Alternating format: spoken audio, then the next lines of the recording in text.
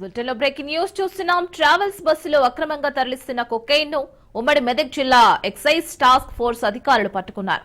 సంగారెడ్డి జిల్లా జహీరాబాద్ మండలం చిరాగ్పల్లి అంతర్రాష్ట్ర చెక్ పోస్ట్ వద్ద టాస్క్ ఫోర్స్ బృందం తనిఖీలు చేపట్టారు. ఈ నేపథ్యంలోనే గోవా నుంచి హైదరాబాద్ వెళుతున్న ప్రైవేట్ ట్రావెల్స్ బస్సును తనిఖీ చేశారు. ఈ తనిఖీల్లో 10 లక్షల విలువైన 10.30 గ్రాముల కొకైన్ స్వాధీనం చేసుకున్నారు. డ్రైవర్ ఏపీ కృష్ణా జిల్లా బంటుమిల్లి మండలానికి చెందిన వ్యక్తిగా గుర్తించారు.